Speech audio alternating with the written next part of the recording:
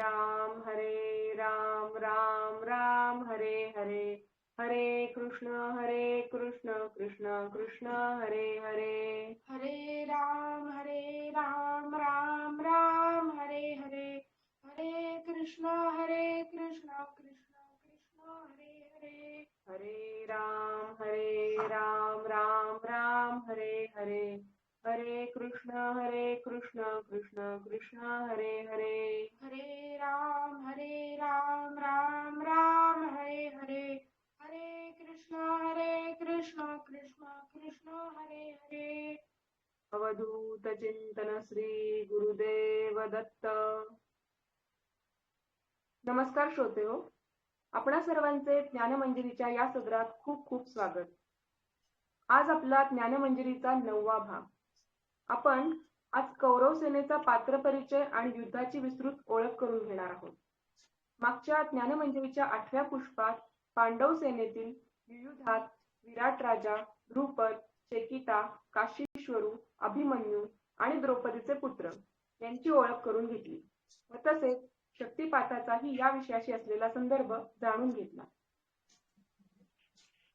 कधी कधी आपल्या मनात सहजच विचार येतो की हे जे आपण गीतेचे विवरण करत आहोत किंवा कोणी नामस्मरण, उपासना, साधना करत असतील, या सगळ्या मागे आपले उद्दिष्ट काय आहे, म्हणजे प्राप्त काय आहे आणि प्राप्ती काय आहे. प्राप्ती म्हणजे आपल्याला अपेक्षित असलेली यश, कीर्ती, प्रताप, संपत्ती, ऐश्वर्य. प्राप्त म्हणजे परमेश्वराला अपेक्षित असलेले ज्ञान, भक्ती आणि वैराग्य. प्राप्त साधलं की त्यामागून प्राप्तीही येणारच आहे, पण आपण प्राप्त सोडून प्राप्तीच्या मागे लागतो. याच अनुषंगाने तुकाराम महाराज म्हणतात, याजसाठी केला होता अट्टाहास, शेवटचा दिस गोड व्हावा, शेवटचा दिस गोड व्हावा. आपला ज्ञानमंजरीचा हा परिवार असाच वृद्धिंगत व्हावा, अशी सद्गुरुचरणी प्रार्थना करते. श्रोत्यांना आवाहन करते की आपल्या ज्ञानमंजरीला लाईक करा, शेअर करा आणि सबस्क्राईब करा. एवढे बोलून मी माझ्या वाणीला विराम देते आणि श्री हेरंबजींना विनंती करते की त्यांनी पुढील विवरणाला सुरुवात करावी. धन्यवाद. आजच्या ज्ञानमंजरीच्या भागाचं आपण परब्रह्माचं, पांडुरंगाचं स्मरण करून सुरुवात करूया. महायोग पीठे तटे भीमरथ्या, वरं पुंडरीकाय दातुं मुनींद्रैः, समागत्य तिष्ठन्तमानन्दकन्दं, परब्रह्मलिङ्गं भजे पाण्डुरङ्गम्. अलंकापुरी पुण्यभूमी पवित्र, जिथे नांदतो ज्ञान राजा सुपात्र. जया आठवीता महापुण्य राशी, नमस्कार माझा सद्गुरु ज्ञानेश्वरासी. पुंडलिका वरदे हरी विठ्ठल श्री ज्ञानदेव तुकाराम, पंढरीनाथ भगवान की जय. मौली ज्ञानेश्वर महाराज की जय. श्री स्वामी समर्थ महाराज की जय. परमहंस परिव्राजकाचार्य श्री वासुदेवानंद सरस्वती स्वामी महाराज की जय. परमहंस परिव्राजकाचार्य श्री लोकनाथ तीर्थ स्वामी महाराज की जय. योगीराज सद्गुरु श्री गुळवणी महाराज की जय. ब्रह्मर्षी दत्त महाराज, योग तपस्वी काका महाराज, परम पूजनीय श्री जोशी महाराज की जय. अवधूत चिंतन श्री गुरुदेव दत्त. गोमटे ते करा माझे, भार ओझे तुम्हासी. तुकाराम महाराज पांडुरंगाकडे म्हणताय, गोमटे ते करा माझे, माझं तुम्ही गोमट करा. भार ओझे तुम्हासी, माझा सर्व भाव, माझा सर्व भार, सर्व ओझ हे मी तुमच्या चरणी, पांडुरंगाच्या चरणी हे वाहिलेलं आहे. आणि आता माझं गोमट करा. किती गोमट करा, किती सुंदर शब्द आहे हा खरा. तुकाराम महाराज कुठली एक आपल्या जीवनातला एक विशिष्ट कुठला भाग, एखादी वस्तू, एखादी प्राप्ती ती मागून घेत नाहीये. आता उल्लेख केला त्याप्रमाणे जे प्राप्त आहे आणि प्राप्ती, त्यातलं प्राप्त गोमटे करा माझे. भगवंता तुम्हाला जे चांगलं वाटेल ते माझं करा.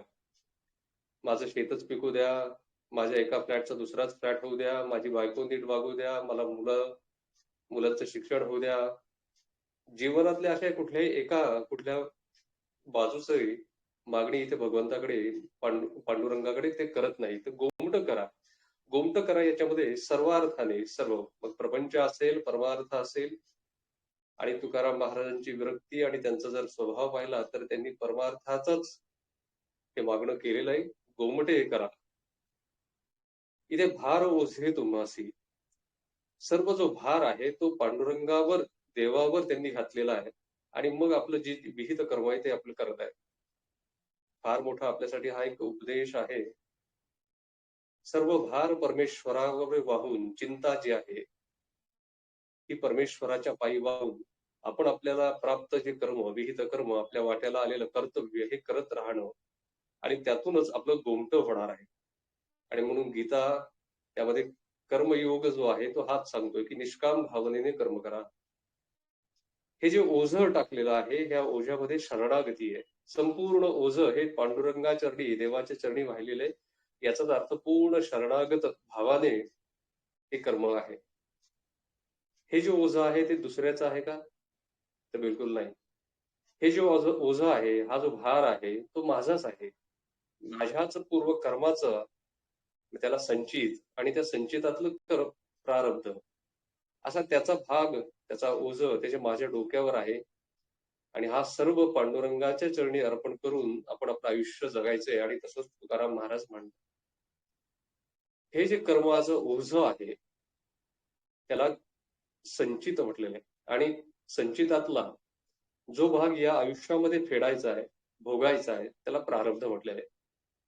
साधं उदाहरण घ्या. आपण साधारण बँकेकडून एक 10 लाख रुपये कर्ज काढलं. 10 लाखाचं आपल्या डोक्यावर कर्ज झालं. हे संचित आहे.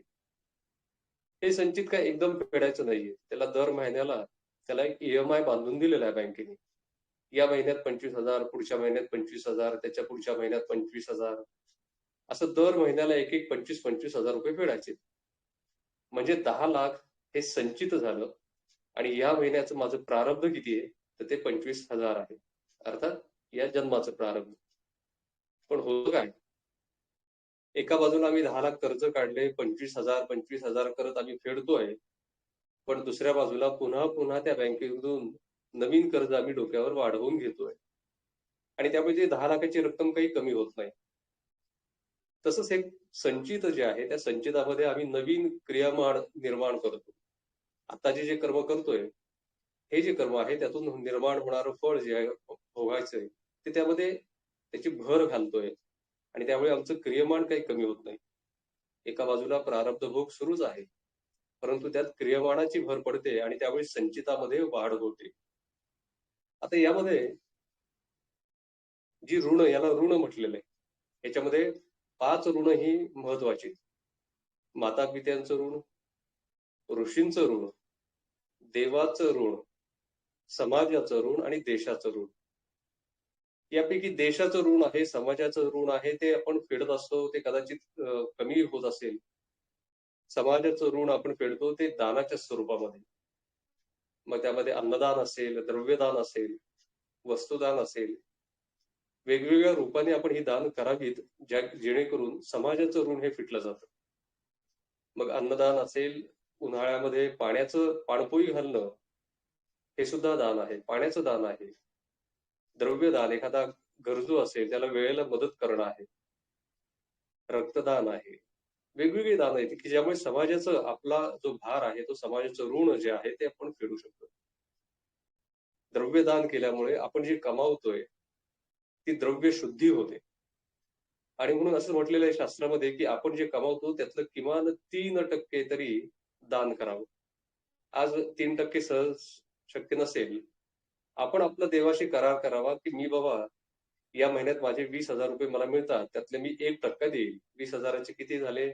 1% म्हणजे 200 रुपये. त्याचा विनियोग आपण समाजासाठी, मग तो अन्नदान असेल किंवा अन्य कुठलंही असेल. शाळेमध्ये आता वेगवेगळ्या शाळा आहेत, समाजोपयोगी संस्था आहेत, अनाथांचे आश्रम आहेत. त्या ठिकाणी आपण या द्रव्याचा विनियोग करायचा. जेणेकरून आपल्याला त्या 20,000तले 200 रुपये जर गेले तर 19,800 जे आहे ते शुद्ध होतात. आणि म्हणून द्रव्यदानाने, अन्नदानाने हे समाज ऋण आपलं फिटत असतं. देशाचं ऋण आपल्यावर आहे. देशाची सेवा मग ती सुद्धा आता काही आपल्याला स्वातंत्र्य काळातली पिढी नाहीये. स्वातंत्र्यपूर्व काळातली आपण स्वातंत्र्यात जन्माला आलेलो आहोत. त्या देशासाठी लढणं आहे. मग त्यासाठी लष्करामध्ये भरती होणं, परंतु ते सहज शक्य नाही. परंतु आपण देशाचं ऋण हे फेडत असतो ते आपल्या टॅक्सच्या रूपामध्ये, कराच्या रूपामध्ये. आपण जे कमावतो त्यावर आपल्याला इन्कम टॅक्स असेल, वॅट असेल, ज्याला आता हल्लीच्या भाषेत आता तो जीएसटी झालेला आहे. आपण हा टॅक्स भरत असतो, त्यातून समाज देशाचे मग रस्ते बांधणी असेल, वीज आहे, अनेक मोठी कामं जी होत असतात देशाची, आणि म्हणून तो देशाचं ऋण सुद्धा आपण एका बाजूने फेडत असतो. ही 2 ऋण जी आहेत ती फेडत असतात, पण 3 ऋण मगाशी उल्लेख केला तसं माता पित्याचं ऋण ही कधी फेडत नाही. ऋषींचं ऋण, संतांचं ऋण, सद्गुरूंचं ऋण हे कधीही फिटलं जात नाही, आणि देवाचं ऋण हे कधी फिटलं जात. आता ऋण फिटलं जात नाही म्हणून ते फेडायचं नाही का, किंवा तसा प्रयत्न करायचा नाही का? तर आपल्या बाजूनी प्रयत्न निश्चित करायचा. ते फिटणार नाही हे नक्की आहे, परंतु प्रयत्न आपल्याची 100% प्रयत्न जो म्हणतो तो प्रयत्न आपण करायचा. ती कारण त्यामधून आपली भावना ही समोर दिसणार आहे. माता पित्याचं ऋण जे आहे, आई वडील कसे आहेत याही पेक्षा ते आई वडील आहेत याला फार महत्व आहे. आणि म्हणून ते कसेही असू दे, आपल्याला नाती स्वीकारताना आता एखाद्याचं लग्न आहे तर तिथे आपल्याला चॉईस आहे, तिथे आपल्याला पर्याय आहे, निवड आहे. अमुकच मुलगा असाच हवा आहे, त्याला चष्माच नको, मुलगी उंचच आहे, माझ्यापेक्षा बुटकी आहे, ती उंचच आहे, तिचा रंगच असा आहे. तिथे आपल्याला आपण चॉईस आपल्या पद्धतीने तिथे करतो, पर्याय निवडतो. परंतु आई वडील हा देवाने आपल्याकडे कुठलाही पर्याय ठेवलेला नाही. आपल्याकडे ते आई वडील निवडायचा पर्याय आपल्या हातात नाही. आणि म्हणून आई वडील कसे आहेत, ते किती शिकलेले आहेत, किंवा अन्य जे काही बाबी आहेत त्या गौण आहेत. महत्वाची बाब काय आहे, तर ते आई वडील आहेत. आणि म्हणून त्यांचं ऋण कसं फेडायचंय, तर त्यांची सेवा करून. आणि मग त्यांच्या आजारपणामध्ये असेल, त्यांच्या म्हातारपणामध्ये असेल, अगदी सेवा जरी नाही झाली तरी एक जर नियम पाळला की आई वडिलांची आज्ञा उल्लंघन करायची नाही, तरी त्यामध्ये सुद्धा आई वडिलांची फार मोठी सेवा आपल्या हातून घडत असते. परमहंस परिव्राजकाचार्य श्री वासुदेवानंद सरस्वती स्वामी महाराज, अर्थात ज्यांना एम स्वामी म्हणून जग ओळखतं, त्यांच्या आयुष्यातली एक घटना आहे. वडील लवकर निर्वर्तले, परंतु या आईची आज्ञा स्वामींनी आयुष्यात मोडली नाही. झाला प्रसंग असा की घरामध्ये पूर्वायुष्यामध्ये ज्यावेळेला ते गृहस्थाश्रमामध्ये होते, त्यावेळेला त्यांची पत्नी अन्नपूर्णा देवी आणि त्यांची आई म्हणजे सासू सुनेचं कधी पटायचं नाही. सतत भांडणं व्हायची. आणि एकदा अन्नपूर्णा देवींना ताप आलेला असतो, कणकण असते, आणि म्हणून त्या झोपलेल्या असतात. आणि म्हणून मग स्वामीजींच्या शास्त्रीजी, म्हणजे त्यावेळेला त्यांना शास्त्रीजी म्हणत होते, त्यांची जी आई आहे ती बडबड करते त्या सुनेला. आणि मग स्वामीजी तिथे जातात, जवळ तिच्या पत्नीच्या कपाळी हात लावतात आणि पाहतात तर तिला खरंच ताप आलेला आहे. आणि ते एकच वाक्य आईशी बोलतात की अगं तिला खरंच ताप आलेला आहे, ती काही खोटं करत नाही.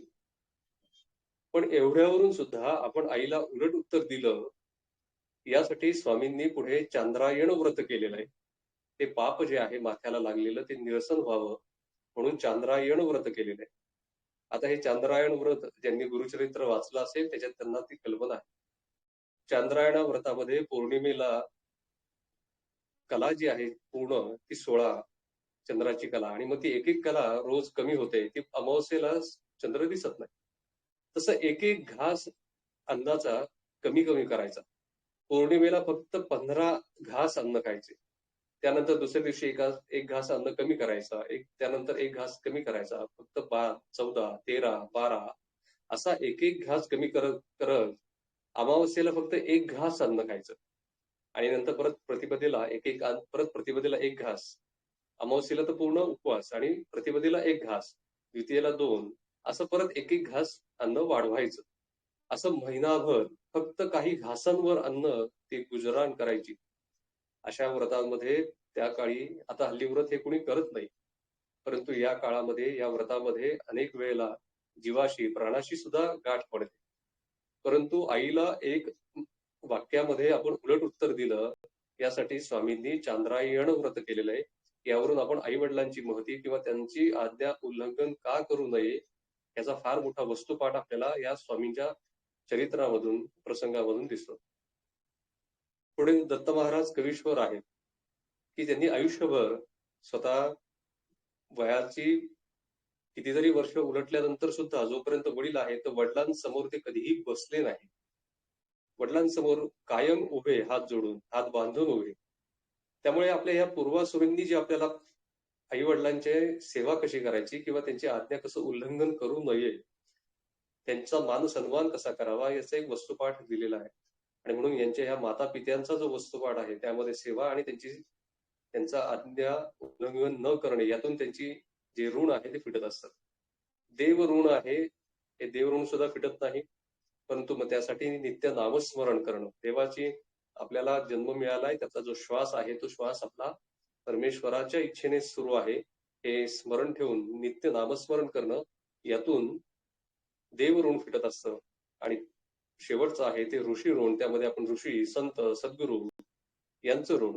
या ऋषी संतांनी, ऋषींनी, ऋषीमुनींनी, सद्गुरूंनी आपल्याला उपासना दिलेली आहे, ग्रंथ लिहून ठेवलेले आहेत, त्याचं नित्य पठण करणं, चिंतन मनन करणं. आणि म्हणून आपण जी आज ज्ञानेश्वरी आता जे वाचन करतोय, चिंतन करतोय, तर त्यातलाच एक भाग आहे की त्या ऋणामधून आपण उतराई व्हावं. गीता वाचतोय, त्यामध्ये व्यासरूप महर्षींनी ही गीता लिहिली, भगवंतांनी सांगितली, ज्ञानेश्वरी ही मौलींनी सांगितली, सच्चिदानंद बाबांनी लिहून घेतली. आणि म्हणून गीता, ज्ञानेश्वरी, त्यानंतर दत्त महात्म्य असेल, की स्वतः दत्तप्रभूंनी दत्त महात्म्याचे श्लोक समोर दाखवावेत आणि ते स्वामींनी लिहून काढावे.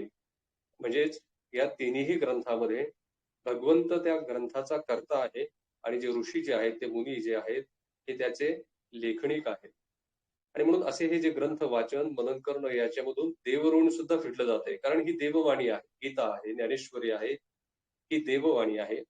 त्याचं चिंतन मनन, त्यामधून देवऋण सुद्धा आहे आणि ऋषी ऋण सुद्धा आहे. कारण ही ऋषींच्या हातून लिहिली गेलेली आहे. व्यास महर्षी आहेत, सच्चिदानंद बाबा आहेत.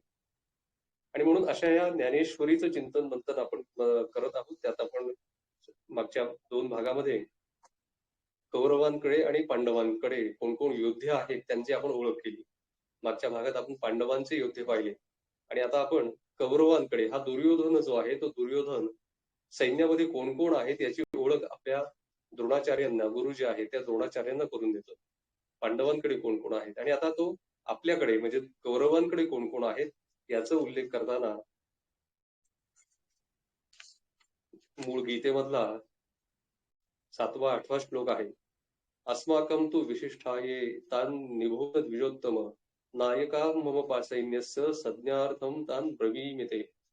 भवान भीष्मश्च कर्णश्च कृपश्च सिमितञ्जयः अश्वत्थामा विकर्णश्च सोमदत्ती तथैव च. यावर माऊली म्हणताय, हा भीष्म गंगा नंदनू, तो प्रताप तेजस्वी भानू, रिपुगज पंचाननू कर्णवीरू. भीष्माचार्य हे गंगापुत्र. त्यांच्या शौर्याचं वर्णन असं करता येईल की ते पराक्रमाच्या दृष्टीने एक प्रखर तेजस्वी सूर्यच जणू काही या रणांगणावर प्रखर तळपतो आहे, असे हे भीष्म आहेत. आणि रिपू पंचाननू, शत्रुरूपी हत्तीचा नाश करणारा सिंह असं ज्याला म्हटलेलं. पंचाननू, रिपुगज, रिपू म्हणजे शत्रू आणि गज म्हणजे हत्ती, त्या हत्तींच्या कळपांचा नाश करणारा पंचाननू म्हणजे सिंह, हा कर्ण, असा हा बलाढ्य असा तो आहे. या इथे भीष्म आणि कर्णांचा उल्लेख आलेला आहे. यांचं महात्म्य, यांचं पराक्रम किती आहे तर माऊली म्हणतायत, या एकेकाचे मनोव्यापारे हे विश्व होय संभारे, हा कृपाचार्य न पुरे एकलाची. हे वीर योद्धे आपल्याकडे आहेत, त्यांचा एकेकाचा नुसता मनोव्यापार जो आहे त्यांच्या मनामध्ये जरी आला तरी विश्व होय संभारे, या विश्वाचा संहार करण्याचं सामर्थ्य या भीष्म, कृपाचार्य, कर्ण यांच्यामध्ये आहे. हा कृपाचार्यू न पुरे एकलाची. एथ विकर्ण वीरू आहे, हा अश्वत्थामा बैल आहे, त्याचा अडदरू सदा वाहे कृतांतु मनी. विकर्ण हा कौरवांपैकी एक भाऊ आणि अश्वत्थामा हा द्रोणाचार्यांचा मुलगा. त्याचा अडदरू सदा वाहे कृतांतु मनी. इथे सैन्यामध्ये आपल्या एकापेक्षा एक सरस हे महापराक्रमी वीर आहेत. विकर्ण तर आपल्याकडचा, त्याबरोबर पलीकडे अश्वत्थामा आहे. त्यांना अस्त्र शस्त्र आणि या विद्येची एवढी सिद्धी झालेली आहे की ते ब्रह्मास्त्र सुद्धा युद्धात हे वापरणारा हा अश्वत्थामा. परंतु कृतांतू म्हणजे काळ जो आहे, यम जो आहे, तो सुद्धा यांना घाबरतो. त्यांचा आडदरू धरतो, म्हणजे त्यांची भीती त्या काळाला सुद्धा आहे. मी ते हा भीष्म जे आहेत, आपल्याला सर्वांना भीष्मांची ओळख आहे. राजा शंतनू यांना हा गंगेपासून झालेला 8वा पुत्र. परंतु गंगेने विवाह करताना अशी मर्यादा घातली होती, की अट घातली होती की होणारं अपत्य मी गंगेमध्ये पाण्यामध्ये सोडून देणार. आणि त्यावेळी तुम्ही मला कुठलाही प्रश्न विचारायचा नाही. पहिले 7 जे आहेत ते अष्टवसूंपैकी 7 वसुपुत्र जे होते ते झाले, ते गंगेमध्ये तिने सोडून दिले. परंतु हा 8वा जो आहे, त्या 8व्याला शंतनूने अडवलं. गंगेला त्या पाण्यात सोडू दिलं नाही. आणि म्हणून हा जो 8वा पुत्र आहे हा निपुत्रिक होईल असा शाप त्या गंगेने दिलेला आहे. या भीष्मांना स्वतः वेद महर्षी वशिष्ठ, बृहस्पती इत्यादी मोठ्या मोठ्या या सर्वांनी वेदशास्त्र शिकवलेली आहे. पुढे हा शंतनू अजून एका सत्यवतीवर, जी कोळ्याची मुलगी होती, त्याच्यावर लुब्ध झाला. आणि मग त्यावेळेला भीष्मांनी प्रतिज्ञा केली. परंतु ती जी सत्यवती होते, ती सत्यवती त्या राजाला, शंतनूला अट घालते की माझं जे अपत्य होईल ते या राज्य सिंहासनावर बसेल. आणि म्हणून मग त्यावेळेला भीष्मांनी प्रतिज्ञा केली की मी आजपासून ब्रह्मचर्य राहील आणि मी माझी संतती होऊ देणार नाही. आणि यासाठी मग हा जो भीष्म हे जे आहे ते पितामह म्हणून पुढे गणले गेलेले, यांनी यांच्यापासून हा जो कौरव वंश जो आहे तो विचित्र वीर्यासाठी यांनी अंबा, अंबिका आणि अंबालिका अशी काशी राजाच्या 3 मुली, त्यांच्या स्वयंवरामधून ह्या तिघींनाही त्यांनी पळवून आणलं, त्यांचं हरण केलं या आपल्या विचित्र वीर्यासाठी. परंतु त्यातली अंबा जी होती तिने एका वेगळ्याच राजाला मनापासून वरलं होतं, म्हणून तिला त्यांनी परत पाठवून दिलं. आणि दुसरी जी अंबिका आणि अंबालिका होती, यांचं लग्न त्यांनी, या दोघींचं विवाह जो आहे तो विचित्र वीर्याशी लावून दिला. जी अंबा होती ती शैब्य राजासाठी, ती त्या शैब्य राजाकडे गेली. मनामधून त्यांनी त्या शैब्य राजाला वरलं होतं. शैब्य नाही, शाल्व. तर परंतु त्यांनी सुद्धा तिला परत पाठवलं की आता तू, भीष्माने तुला तुझं हरण केलेलं आहे, आता तुझा स्वीकार मी करू शकत नाही. आणि म्हणून मग तिने रागाच्या भरामध्ये तपश्चर्या सुरुवात केली की या जन्मात नाही तर पुढच्या जन्मात मी ह्या भीष्माचा वध करीन. आणि म्हणून पुढचा जो जन्म त्याला शिखंडी म्हणून तिला प्राप्त झालेला आहे. पुढे शिखंडीचं कारण होऊन भीष्मांचा वध झालेला आहे. परंतु हा विचित्र वीर्य जो आहे तो निपुत्रिक ठरतो. आणि म्हणून भीष्मांनी ही अंबिका आणि अंबालिका यांच्या मार्फत, व्यासांच्या मार्फत पुत्र प्राप्ती करून घेतली. आणि त्याबरोबर एक दासी जी आहे ती. आणि म्हणून त्यामध्ये धृतराष्ट्र, अंबिकेपासून धृतराष्ट्र, अंबालिकापासून पंडू आणि त्या दासीपासून विदुर असे हे 3 भाऊ निर्माण झाले, जन्माला आले. त्यापासून हे कौरव, कुरुचे वंशज म्हणून कौरव म्हणून ओळखायला लागले. त्यातला कर्ण जो आहे, जो दुर्योधन उल्लेख करतो भीष्मानंतर कर्ण, या कर्णा सुद्धा हा कुंतीचा पहिला पुत्र, जो सूर्यापासून निर्माण झालेला आहे, जन्म झालेला आहे. परंतु याला जन्मताच कुमारी माता आणि त्या भयाने तिने नदीमध्ये सोडून दिलेला आहे. वाहत असताना धृतराष्ट्राचा जो एक सेवक आहे, सारथी अधिरथ, त्यांनी हे पाहिलं आणि त्याला तो बाजूला काढून त्याचा सांभाळ केलेला. त्या अधिरथाची जी पत्नी आहे ती राधा, आणि या राधेने सांभाळ केला म्हणून त्याला राधेय किंवा सूतपुत्र असं म्हणून त्याला, त्याची ओळख ही कर्णाची झालेली. हा कर्णाने परशुरामांकडून विद्या शिकली, परंतु ती ब्राह्मण रूपामध्ये. आणि हे ज्या वेळेला त्यांना कळतं त्यावेळेला ते शाप देतात की तुला ऐन मोक्याच्या वेळेला माझ्याकडून ही जी विद्या आहे तिचा उपयोग होणार नाही. आणि म्हणून युद्धाच्या शेवटी ज्यावेळेला त्याचं चाक हे युद्धभूमीमध्ये फसतं, त्यावेळेला त्याची जी विद्या त्याला मिळालेली ती त्याच्या उपयोगाला येत नाही. आणि असा हा अर्जुन, हा जो कर्ण आहे, भीष्म आहे, हे असे पराक्रमी आहेत की ज्यांनी स्वतःच्या मनामध्ये जरी आणलं तरी जगाचा नाश करण्याचं सामर्थ्य, तेवढी शस्त्रास्त्र त्यांच्याकडे आहे. यामध्ये मौली कृपाचार्यांचा, हा कृपाचार्युन पुरे एकलाची, पराक्रमाच्या संदर्भामध्ये एक कृपाचार्य हे सुद्धा एकटे सुद्धा या सर्व सैन्याला, पांडव सैन्याला पुरेसे आहेत असं माऊली म्हणतायत.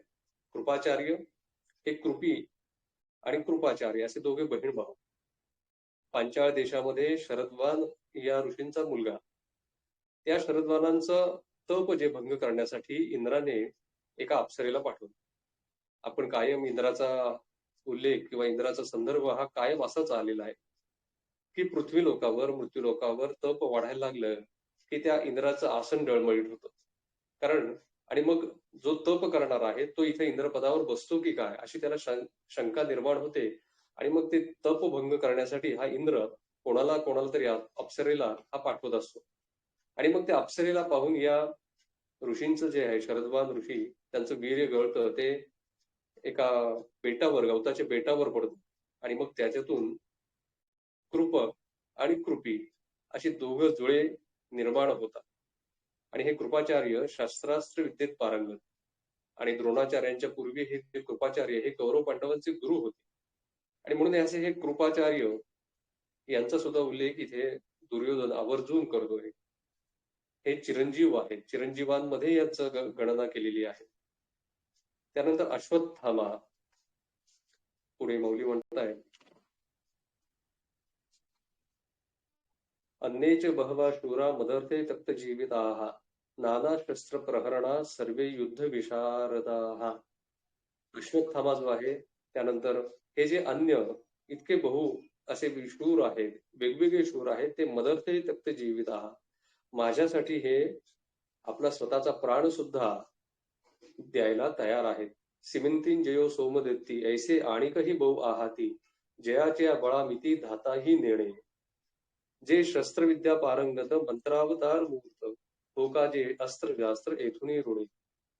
असे हे जे काही आहे फार काही सांगून, हे आपले जे वीर आहे ते शस्त्रविद्येमध्ये निष्णात आहेत. समग्र विद्या, मंत्रविद्या यांना ही पाठ आहे. आपले पराक्रमी महावीर या मंत्र विद्येचे जणू काही मूर्त रूपच तिथे समोर उभे आहेत. आणि म्हणून मंत्र रूपामुळे ही शस्त्रविद्या आहे ती परंपरे यांच्यापासून सुरू झाली की काय असंच म्हणावं लागतं. इथे ते अप्रतिम जगी पुरता प्रतापोहंगी परी सर्व प्राणी मजची लागी आराईले असते. हे सर्व इतके पराक्रमी आहेत, परंतु यांचा जो पराक्रम आहे तो कोणासाठी? तो माझ्यासाठी आहे. माझ्यासाठी ते जीव द्यायला सुद्धा, आपल्या प्राणाची बाजी लावायला सुद्धा तयार आहे. असे हे सर्व वीर आपल्या या युद्धामध्ये माझ्या बाजूनी, आपल्या बाजूनी लढत आहेत. हे लढत असताना त्यांच्यात ह्या सर्व वीरांची मनोभूमिका कशी आहे याचं वर्णन मौली करतायत. पतिव्रतेचे हृदय जैसे पती वाचूनी न स्पर्शे मी सर्वस्व या तैसे सुभटांसी.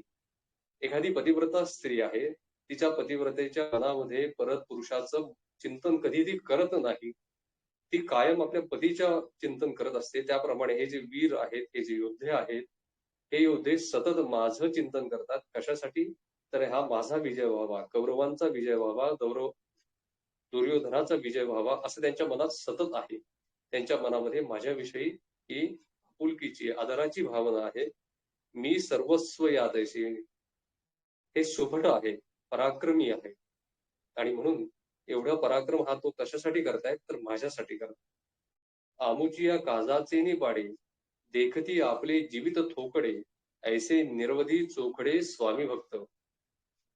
आमच्या कार्यापुढे ते अन्य कोणतेही कार्य हे त्याला महत्व देत नाही. आज या कुरुवंशामध्ये कौरवांच्या समोर युद्धाचा प्रसंग आलेला आहे.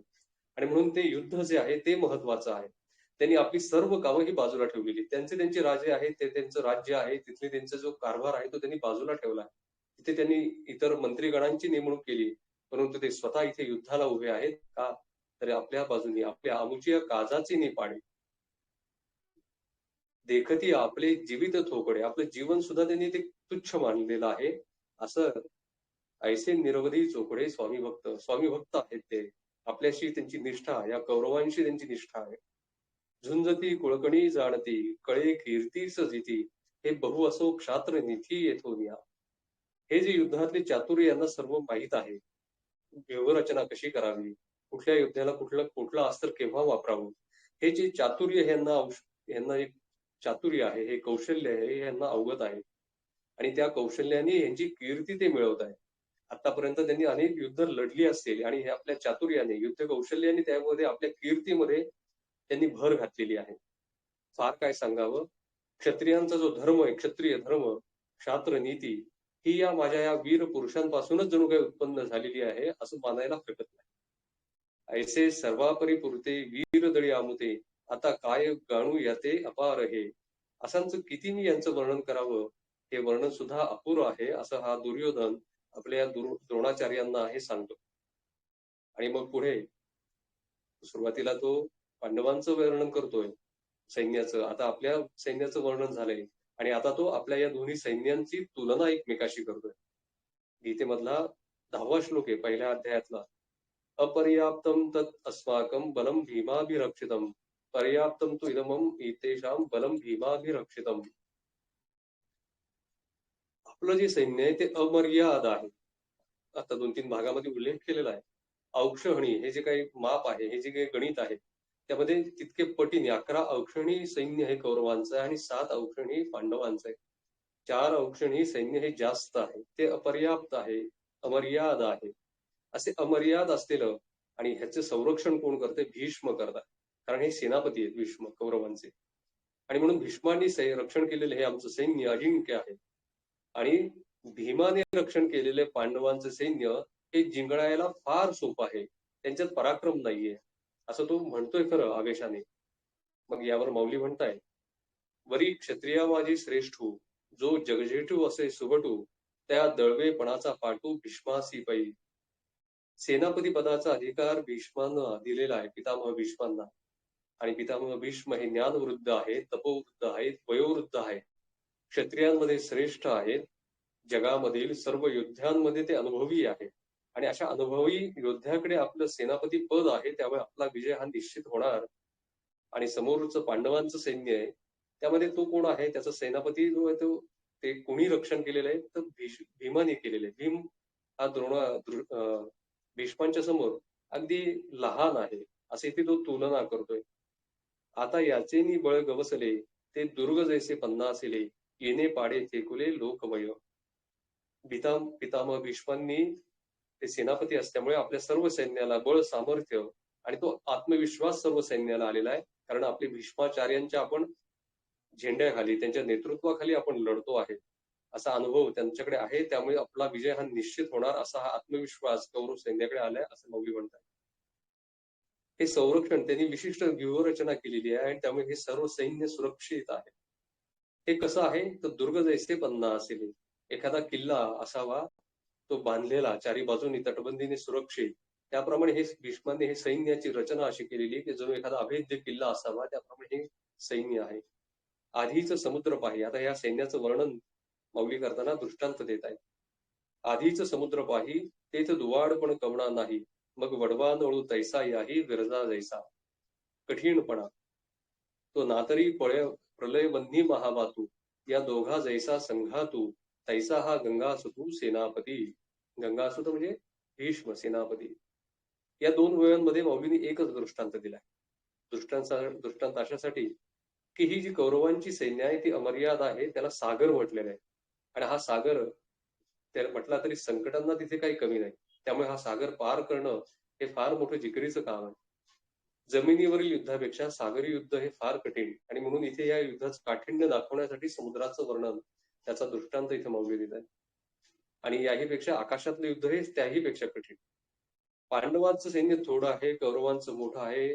आणि मग याचा विचार केला तर ही काट्याची टक्कर जी होणार आहे, त्यामध्ये कौरवांच्या सैन्याला सेनापती म्हणून भीष्म ते मिळाले. आणि भीष्मांचं सेनापती पण कौरव सेनेला मिळणं हे वडवादला भडकावणारा महावात आहे. आधीच सागर म्हणजे समुद्र खोल, त्याबरोबर त्याच्यामध्ये जर विष असेल, वडवादल असेल, त्यामध्ये जो ज्याला आपण ज्वालामुखी म्हणतो किंवा त्या ज्वालामुखीला भडकवणारा महावात आहे, असे जर एकत्र आले तर जे काय प्रलय होईल. त्याप्रमाणे आधीच सैन्य भरपूर 11 औक्षणी, त्यामध्ये सैन्याचा सेनापती भीष्म, असं हे सर्व एकत्र असल्यामुळे हे जे अजिंक्य असं सैन्य इथे आलेलं आहे. आणि म्हणून मग इथे माऊली हा जो दुर्योधन जो आहे त्या 2 सैन्याची ज्यावेळेला तुलना करतायत, त्यावेळेला या पांडवांचं सैन्याचं वर्णन करताना असा हा महावात त्यानंतर ज्वालामुखी, त्यानंतर महासागर असे एकत्र ज्या वेळेला आले तर ते किती मोठा प्रलय होईल असं हे कौरवांचं सैन्याचं वर्णन इथे करताय. आता येणेसी कवण भिडे हे पांडव सैन्य कीर थोकडे परी वरिचिलीने पाडे दिसत आहे. आता या मोठ्या कौरवांच्या सैन्याला भिडणार कोण? तर हे पांडव सैन्य की कीर थोकडे हे कीर्तीचं सैन्य आहे, फक्त 7 औक्षणे. हे पांडवांचं छोटं असलेलं सैन्य हे या कौरवांच्या महासैन्याला भिडणार आहे. वरी भीमसेनू बेथू जो झाला असे सेनानाथू येथ बोलून या मातू सांडली त्याने. इथे हा जो आपली स्थिती पाहून आपल्याशी कोण लढायला यायला तयार होईल, पण हा आलेला आहे. कोण? तर भीम आलेला आहे.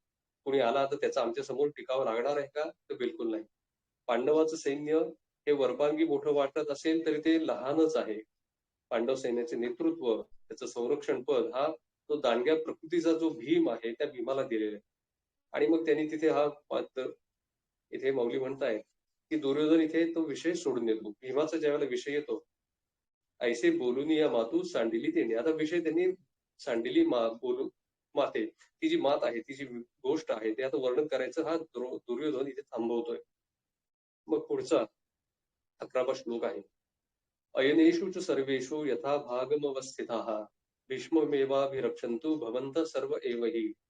आणि म्हणून सैन्यातील सर्व प्रवेशद्वारामध्ये आपापल्या नेमलेल्या जागी उभे राहून आपण सर्वांनी मिळून निश्चयपूर्वक भीष्मांचे पितामहांचं संरक्षण त्यांना करावं आणि त्यांच्या आज्ञेमध्ये राहावं असं हा दुर्योधन हा द्रोणाचार्यांना म्हणतोय. मग पुनर्पी काय बोले, पुढे काय बोलतोय दुर्योधन? सकळ सैनिका ते म्हणते, सगळ्या सैन्यांना योद्ध्यांना उद्देशून आता हा दुर्योधन बोलतोय. आता दळभार आपले सरसे करा. आपापला जो दळ आहे, आपापलं जे सैन्य आहे, तुमच्या हातामध्ये जी तुकडी तुमच्याकडे दिलेली आहे ती सरसे करा, तयार ठेवा ती. जया जिया औक्षणी तेने तिया आरणी वर्गण कवण कवणी महारथिया. ज्यांच्या ज्या तुकड्या आहेत, औक्षणीच्या ज्या युद्धाच्या तुकड्या, सैन्याच्या तुकड्या आहेत, त्यांचं जे सैन्य दल आहे ती आपापली सैन्य दलं आपल्या युद्धभूमीवर जिथे नियोजित केलेली आहेत त्या ठिकाणी त्यांनी तिथे तयार राहावं. तेने तिया आवरीजे भीष्म तळी राहिजे द्रोणा ते म्हणे पाहिजे तुम्ही सकळ. या भीष्मांच्या नेतृत्वाखाली तुम्ही सर्वांनी, हे द्रोणाचार्य आपण सर्वांनी आता ह्या भीष्मांच्या नेतृत्वाखाली सर्वांनी राहायला पाहिजे. त्यांचे जी व्यूहरचना आहे त्यांच्या आज्ञेप्रमाणे आपण युद्ध केलं पाहिजे. हा की एकू रक्षावा मी तैसा हा देखावा येणे दळभारू आगवा साचू आमचा. हे भीष्म म्हणजे कोण आहे? तर स्वतः मीच आहे. म्हणजे कोण? दुर्योधन आता हा तिथे राजा आहे. तर माझ्या ठिकाणी तुम्ही भीष्मांनाच पहा, जणू काही इथे राजाच तुम्ही कौरवांचा जो युवराज आहे तो आता राजा होणार आहे, त्याच तुम्ही आज्ञा पालन करताय असा भाव तुम्ही ठेवून आता हा जो भीष्म जे आहेत या भीष्मांच्या आधिपत्याखाली हे तुम्ही लढावं, त्यांचं संरक्षण करावं. सेनापतीचं संरक्षण का करायचं? जर सेनापती पडला तर युद्ध हरतंय. आणि म्हणून एक एक तुकडीने जसं जसं सेनापती सांगेल तसं तसं पुढे जाऊन ते युद्ध लढायचे आणि त्या सेनापतीचं संरक्षण करायचे, कारण ते मुख्य आहे. तो ध्वज आहे, तो सेनापती आहे. या युद्धामध्ये याला फार महत्व आहे. ध्वज पडला, सेनापती पडला तर सैन्याचा आत्मविश्वास तुटतो आणि सैन्य हे माघारी पळून जाऊ लागतं. आणि म्हणून त्या भीष्मांचं संरक्षण आपण करावं सर्वांनी मिळून, असा हा दुर्योधन द्रोणाचार्यांना म्हणतोय, कृपाचार्यांना सांगतोय. आणि मग इथे आता संजय वर्णन करतायत की आता हे सर्व सैन्य किती प्रलय होतंय त्याचा मग शंखनाद करून या कौरव सैन्यामध्ये त्यांची आवेश निर्माण व्हावा यासाठी इथे शंखनाद केलेला आहे. तस्य संजयन हर्ष कुरुवृद्ध पितामहा सिंहनाद विनद्योच्चे शंखम दद्मो प्रतापवान. हे जे पितामह आहेत, कुरुवृद्ध आहेत, कुरूंच्या या वंशामधले सर्वात ज्येष्ठ त्या द्रोणाचार्यांशी असं हे दुर्योधनाचं संभाषण सुरू आहे. ते पाहून कौरवांमधले असे हे वयोवृद्ध असे भीष्म आहे, त्याने भीष्मांनी आपला शंख तो वाजवलेला आहे. कशासाठी? तर दुर्योधनाला एक चेतना, त्याला उत्साह त्याला यावा, त्याच्या हृदयामध्ये हर्ष निर्माण व्हावा, त्याच्यामध्ये वीर वृत्ती निर्माण व्हावी. आणि म्हणून सिंहनादाप्रमाणे त्यांनी हा सैन्य आपला वाजवलेला आहे. या राजयाचे अबोला सेनापती संतोषा मग तेने केला सिंहनादू. एखादा सिंह जसा डरकाळी फोडतो त्याप्रमाणे हा शंखनाद केलेला आहे. तो गाजत असे अद्भुतू दोन्ही सैन्य आतू प्रतिध्वनीन समातू उपजत असे. हा जो शंखनाद केलेला भीष्मांनी तो दोन्ही सैन्यामध्ये इतका गाजतोय, तो आवाज सर्वदूर ऐकायला येतोय. इतकेच नव्हे तर त्या आवाजामुळे आकाश मंडळ भेदून त्याचा न संपणारे प्रतिध्वनी आसमंतामध्ये एकमेकात सतत उठताय. असा इतका तो सामर्थ्यवान असा तो शंखध्वनी हा भीष्मांनी केलेला आहे. त्याची तुलगा सवे वीरवृत्तीचे ने धावे, दिव्य शंख भीष्म देवे आस्फुरिला. पितामह भीष्म त्यांनी जो शंखाचा सिंहनाद केलेला आहे, त्याच्या रूपाने आकाशामध्ये तोच राहत असताना शास्त्रवृत्तीच्या अवसानाने भीष्मांनी आपला तो दिव्य शंख दीर्घपणे त्यांनी तो फुंकलेला आहे. ते दोन्ही नाद मिनले,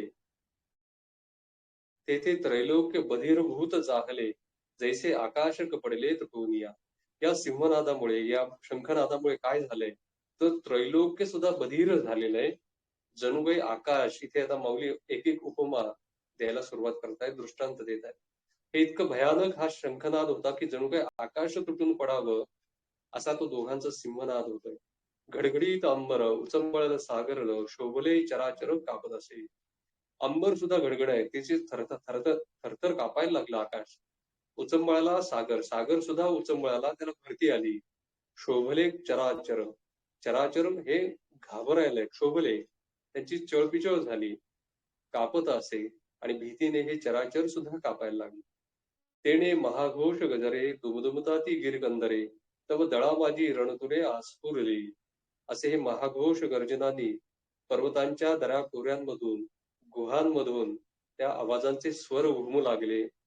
आणि त्याच वेळेला या सैन्याच्या विविध भागामध्ये सैनिकांनी आपली रणवाद्य वाजवायला सुरुवात केलेली आहे. त्या दळामाजी रणतुरे आस्फुरली, ती रणवाद्य, मग त्यामध्ये नगारे असेल, भेडी असेल, ही सगळी वाजवायला सुरुवात केलेली आहे. तत शंकष्ट भैर्यश पणवानक गोमुखा, सेवाभ्य हंत्यंत स शब्द स्मरो भवत. माऊली म्हणतायत, उदंड सैन्य वाजते भयानक खाखाते, महाप्रलय जेते धाकडाची. इथे जे अद्भुत रस जो आहे किंवा महारौद्र रूप आहे, हे सैन्याचं वर्णन करताना ते किती भयानक आहे याचं वर्णन माऊली इथे करतायत. या सर्व सैनिकांनी आपापली विविध युद्धाची वाद्य, रणवाद्य जोरजोरामध्ये वाजायला सुरुवात केलेली आहे. त्याचा आवाज इतका भयंकर आणि कर्णकर्कश होता की मोठ्या मोठ्या शूर आडदांड वीरांना सुद्धा त्या महाप्रलयाची जणू काही आठवण झाली. आता महाप्रलय होतो की काय असं वाटायला त्या रणशूरांना सुद्धा वाटलं. भेरी निशान मांदळ, शंख कहाळ भेंगळ आणि भयासुर रणकल्लोळ सुगडांचे. ही वेगवेगळी वाद्यांची नाव आहेत. भेरी, निशाण, मांदळ, शंख, काहळ, भोंगळ अशी वेगवेगळी, तुतार्या, रणशिंग, ही एकाच वेळेला इतकी दडदडा वाजू लागली.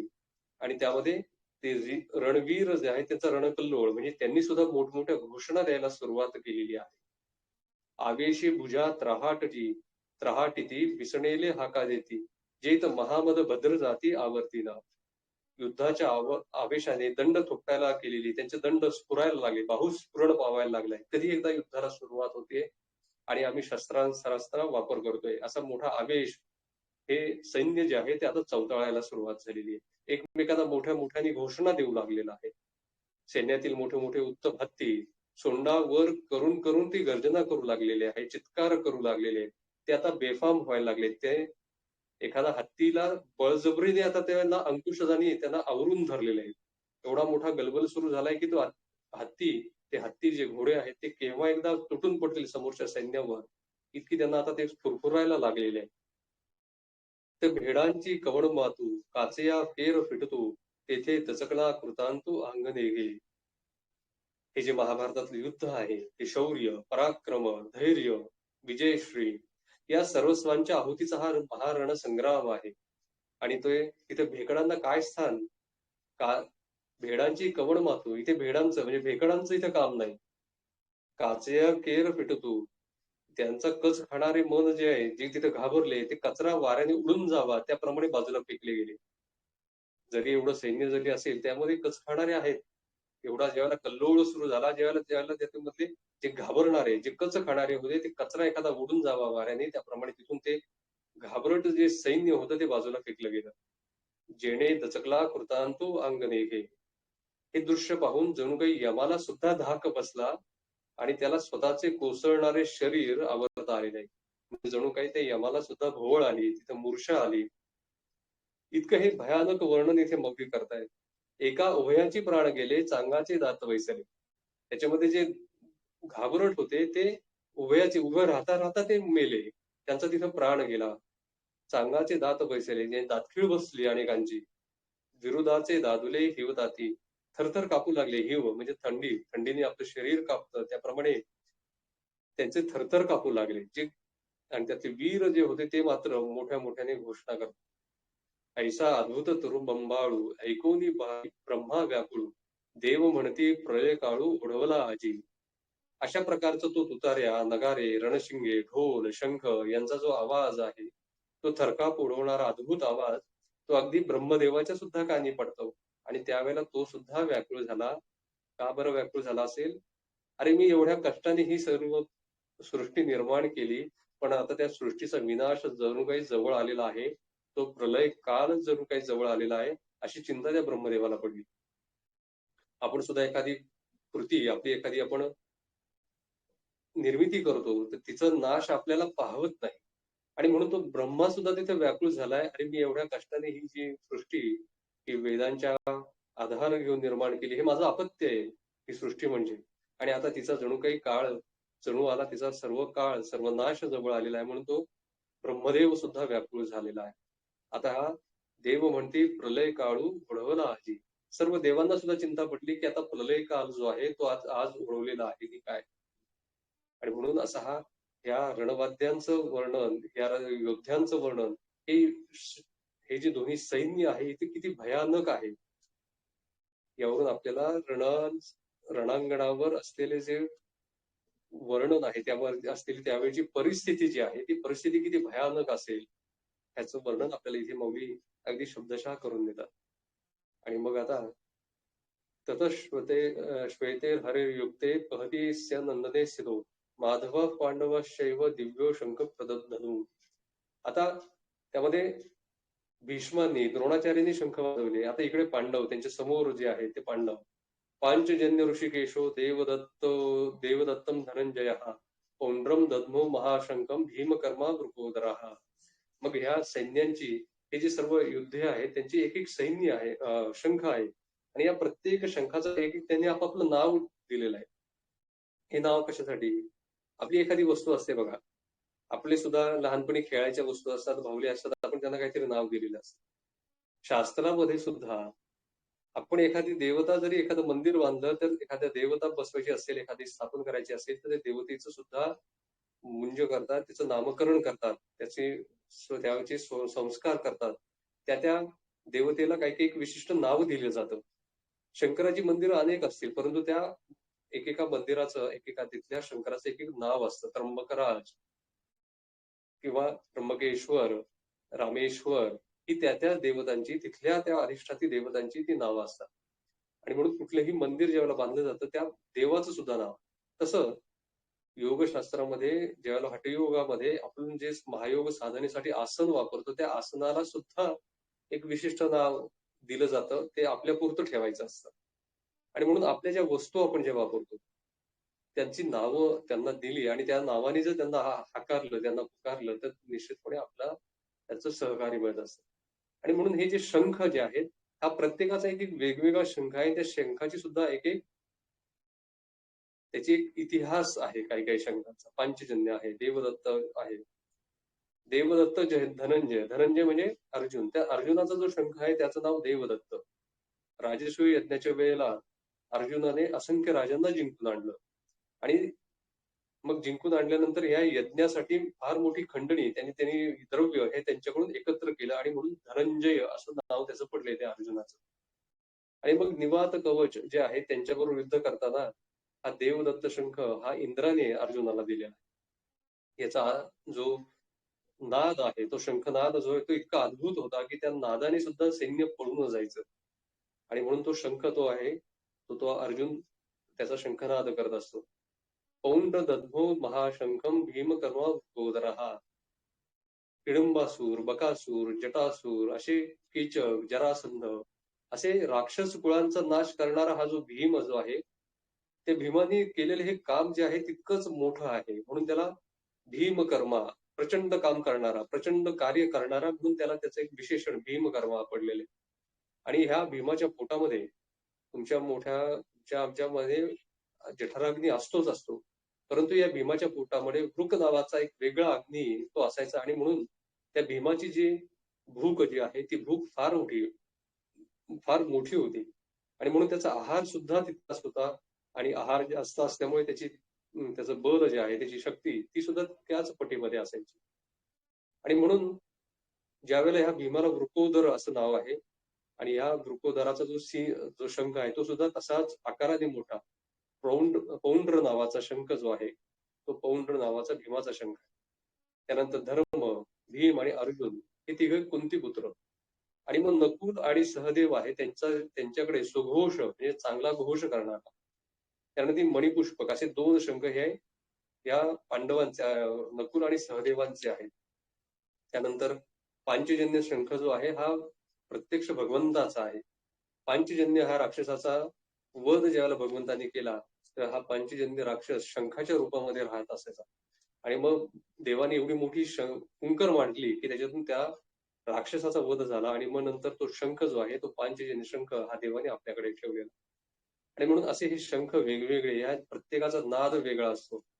आपण जर शंख वेगवेगळे त्याचे क्लासेस असतात, तिथे याची माहिती दिली जाते, कुठला शंख कसा वाजतो. त्याचा थोडा, जसं आपण शास्त्रीय संगीतामध्ये काळी 1, काळी 2, सा रे ग म प हे आपले जे स्वर जे असतात, तसे हे शंखाचे सुद्धा वेगवेगळे स्वर आहेत. त्याच्यातून त्यांची जात, त्यांची कुळी ही ठरते. आणि मग असे वेगवेगळे शंख जे आहेत, अशा शंखाचं वर्णन इथे मौली सुद्धा करते. आणि मग आता हा जो आहे स्वर्गीचा अनंत विजय राजा कुंतीपुत्रो युधिष्ठिर हा नकुल सहदेवश सुघोषो मणिपुष्पको, यावर या 16व्या श्लोकाचं वर्णन, या शंखाचं वर्णन, त्याची नावं परत देव सांगतात, तिथे संजय सांगत असतो. आणि मग या सर्व सैन्याचा शंखनाद जो आहे तो ऐसी स्वर्गी मातू देखुनी तो आकांतू तव पांडव दळातून वर्तले काही. स्वर्गामध्ये ही सर्व स्वर्गातून देव ह्याच्यावर वॉच ठेवून आहेत, हे युद्ध कसं होतंय आता लक्ष ठेवून आहे.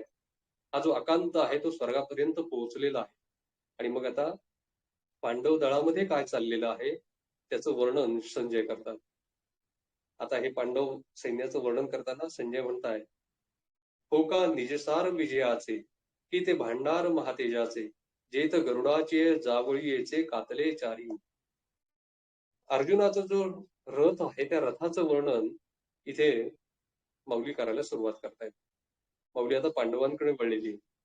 आपल्या मनामध्ये पांडव म्हणजे 5 पांडव येतात, परंतु गीतेमध्ये पांडव म्हटले की त्यामध्ये अर्जुन आणि धृतराष्ट्र, भीम असे एकेकाला सुद्धा पांडवच म्हटलेलं आहे. तिथे प्रत्येक वेळेला 5 असले पाहिजेत असं नाही.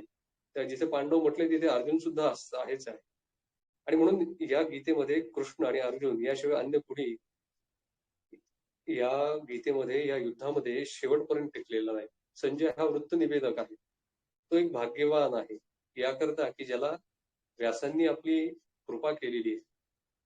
मग इथे मौली या पांडवांचं वर्णन करताना गोका निजसार विजयाचे, की ते भांडार महातेजाचे, हा जो रथ आहे तो विजयाचं निजसार आहे. इथे हा पांडवांचं सैन्य, हा जो अर्जुन आहे त्याचा जो रथ आहे त्या रथाचं वर्णन करताना तो विजयाचं निजसार आहे. कारण का, हे जे युद्ध लढणार आहे ते त्याला मुख्य आश्रय जो आहे तो आश्रय या रथाचा आहे. ते गरुडाच्या जावळीचे कातले चारी, याला जणू काही गरुडाचे पंख लावावे. गरुडाचा जो वेग आहे त्या वेगाने हा रथ चालत आहे.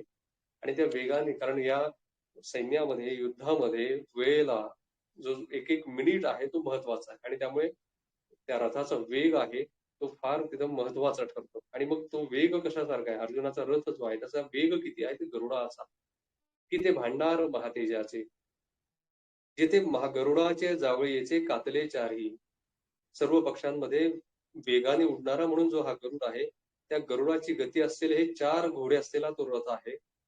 की पारवाचा मेरू जैसा, रहवरू मिरवतेसे तैसा, तेने कोंदाटलिया दिशा जयाचेनी.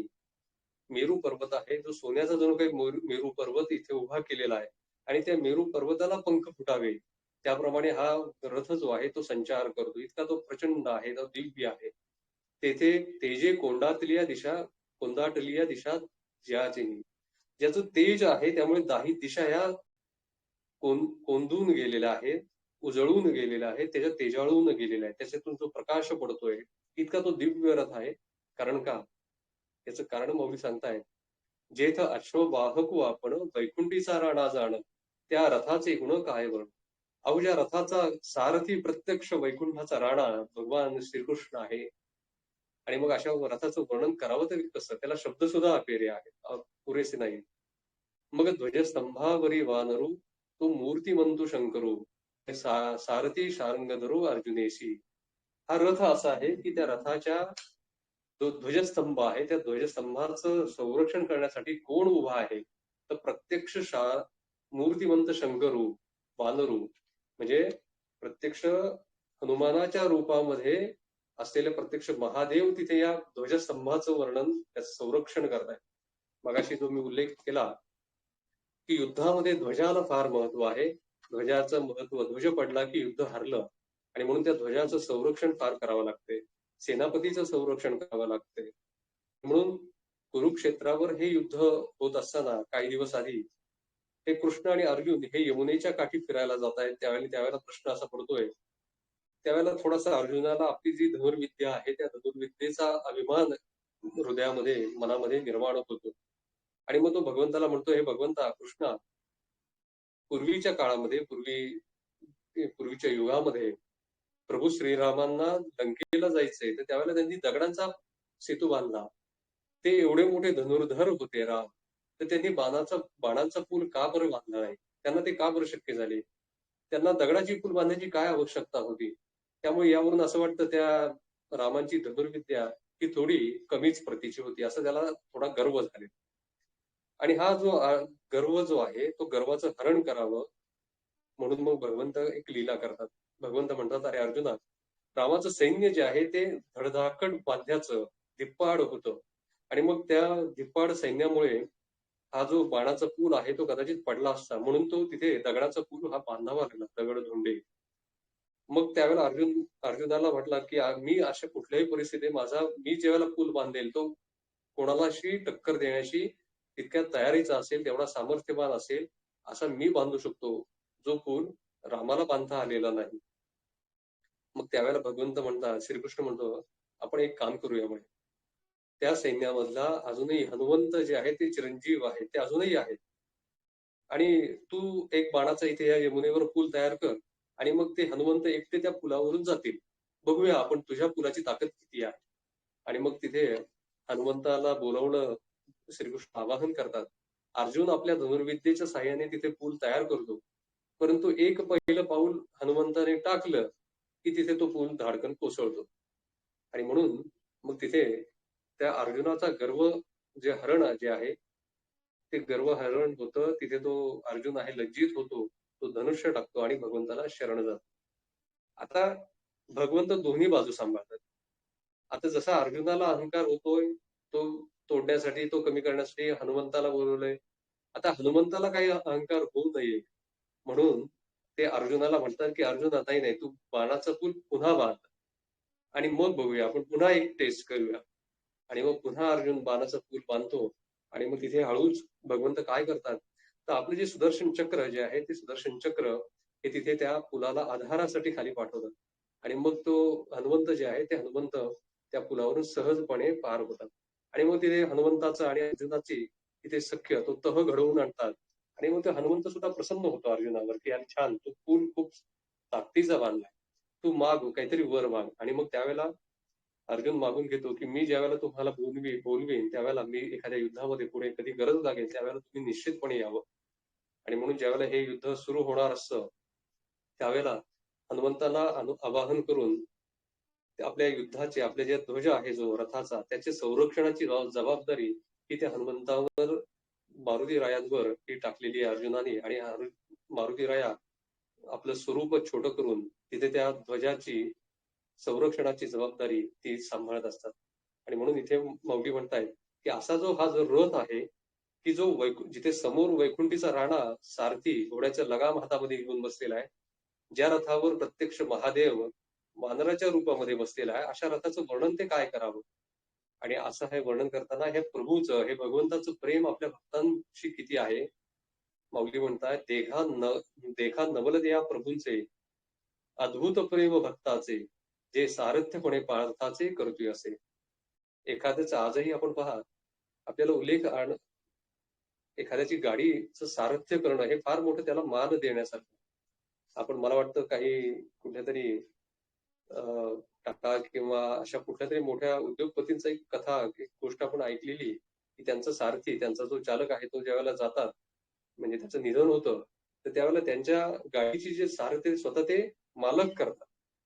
इथे त्या सारथ्याला, की ज्यांनी आजपर्यंत आपली सेवकाला, ज्यांनी आपली सेवा केली, त्याला मान देण्याचं तिथं एक चांगलं एक उपचार म्हणू आपण, एक चांगली भावना त्यामधून प्रदर्शित होते. एखादा मोठा व्यक्ती असेल, त्या व्यक्तीची गाडी आपण चालवणं, त्याचे सारथ्य करणं, हे त्या व्यक्तीला दिलेला मान आहे. आणि म्हणून इथे भक्तावर असलेलं देवाचं प्रेम इतकं आहे, की भक्ताचं सारथ्य इथे स्वतः भगवंत करतात. पायकू पाठीशी घातला आपण पुढा राहिला, तेने पांचजन्य आस्फुरीला अवळीलाची. पायकू पाठीशी घातला, पायकू म्हणजे भक्त, त्याला पाठीशी ठेवलेलं आहे आणि आपण पुढा राहिला, आपण पुढे झालेला आहे. युद्धामध्ये जे बाण येणार, समोरून येणार आहे, शस्त्रास्त्र येणार आहे, तिथे आपण स्वतः भगवंत समोर उभे राहिलेले आणि आपल्या भक्तांचं संरक्षण करण्यासाठी त्या भक्ताला आपल्या पाठीशी ठेवलेले. भिऊ नको मी पाठीशी आहे, याचा शब्दशः वर्णन इथे असं आहे. पाठीशी आहे म्हणजे घाबरू नकोस, इथे पाठीशी आहे, तर इथे भगवंत त्या भक्ताला पाठीमागे ठेवून स्वतः पुढे एखाद्या संकटाला सामोरं जाताना स्वतः भगवंत पुढे होत आहेत आणि आपल्या भक्ताला पाठीमागे ठेवतायत, सुरक्षित ठेवतायत. आणि मग या भगवंतांनी काय केले, सरते शेवटी भगवंतांनी आपला पांचजन्य हा शंख जो आहे, तो शंख लीलया अवलीलाची, म्हणजे खरं तर शंखनाद करणं हे त्यामध्ये ताकदीचं काम आहे. शरीरामध्ये, छातीमध्ये तेवढं दम हवाय. परंतु तो देवाने शंख जो फुंकलाय, तो लीलया फुंकलेला आहे. आणि असा हा शंख, त्याचा तो परितो महाघोष थोरू, गरजत असे गहिवरू, जैसा उदेला लोकू दिन करू नक्षत्राते. आता सरते शेवटी भगवंताने हा जो शंख फुंकलेला आहे, त्याचं वर्णन असं आहे, की जणू काही दिनकर, सूर्य उगवल्यानंतर जशी बाकी नक्षत्र लोप पावतात, त्याप्रमाणे पांचजन्य शंखाचा आवाज, त्याचा घोष, त्याचा शंखनाद झाल्यानंतर बाकीचे जे इतर शंखाचे आवाज होते, ते कुठेच्या कुठे विरले गेले. जणू काही नक्षत्र त्यांचा लोप व्हावा, त्याप्रमाणे इतर आवाज जे आहे, इतर शंखांचे आवाज हे त्या पांचजन्याच्या घोषापुढे तितके फिके पडले. तैसे तरंबंबाळू होते, कौरव दळी वाजत होते, ते हारपुनी नेणो केवते गेले तेथे. कौरव दळ, पांडव दळ यांच्यामध्ये जे सैन्यामध्ये हा जो काही रणकल्लोळ चाललेला आहे, हा जो रणकल्लोळ हा इथे या पांचजन्याच्या आवाजापुढे तिथे हा कमी झालेला आहे. त्या पांचजन्याच्या शंखांच्या आवाजाने हे सर्व लोप पावलेले आहे. असं भयानक परिस्थिती त्या युद्धाची, अजून युद्धाला तोंड फुटायचंय, परंतु जीवाला, सैन्याला धडकी भरेल, हृदयामध्ये धडकी भरेल असं हे सर्व वातावरणाचं वर्णन इथे माऊली करतायत. 9 वाजून गेलेले आहेत आणि आज आपण इथे या सत्राची सांगता करणार आहोत. पुढच्या भागामध्ये प्रत्यक्ष युद्धाला सुरू होताना आता हे सर्व जे सैन्य आहेत, हे सैन्य, त्याची ओळख कोण कोण आहेत. मगाशी आधी दुर्योधनाने आधी आपल्या सैन्यांची ओळख सांगितलेली आहे. आता अर्जुनाला इच्छा होते की आपण हे सैन्य कोण कोण आहे ते पाहावं, म्हणून तो भगवंताला सांगतो की या दोन्ही सैन्यामध्ये आपला रथ हा उभा कर, मला पाहू दे कोण कोण आलेलं आहे. हे वर्णन पुढे येणार आहे. तर म्हणून आज इथेच आपण पसायदानाने आजच्या या सत्राची सांगता करूया. झालेली सेवा सद्गुरु चरणी, भगवंताच्या चरणी अर्पण करूया. आता विश्वात्मके देवे, येणे वाग्यज्ञे तोषावे, तोषोनी मज द्यावे पसायदान हे. जे काळांची व्यंकटी सांडो, त्या सत्कर्मी रतिवाळो, भूता परस्परे पडो मैत्र जीवांचे, दुरितांचे तिमिर जाओ, विश्वस्वधर्म सूर्ये पाहो, जो जे वांछील तो ते लाहो, प्राणिजात वर्षद सकळ मंगळी, ईश्वर निष्ठांची मांदियाळी, अनवरत भूमंडळी भेटतो भूता. चला कल्पतरूंचे आरव, चेतना चिंतामणीचे गाव, बोलते जे अर्णव पियुषांचे, चंद्रमे जे लांछन, मार्तंड जे तापहीन, ते सर्वाही सदा सज्जन, सोयरे हो तू किंबहुना सर्व सुखी, पूर्ण होनी तिन्ही लोकी, भजितो आदिपुरुषी अखंडित, आणि ग्रंथोपजीवी विशेषी लोकी ये, दृष्टादृष्ट विजय होवा बेजी, येथ म्हणे श्री विश्वेश्वराव, हा होईल दान पसाव. येणे वरे ज्ञान देव सुखिया झाला, येणे वरे ज्ञान देव सुखिया झाला, येणे वरे ज्ञान देव सुखिया झाला. कुंडलिका वरदे हरी विठ्ठल श्री ज्ञानदेव तुकाराम, पंढरीनाथ भगवान की जय. मौली ज्ञानेश्वर महाराज की जय.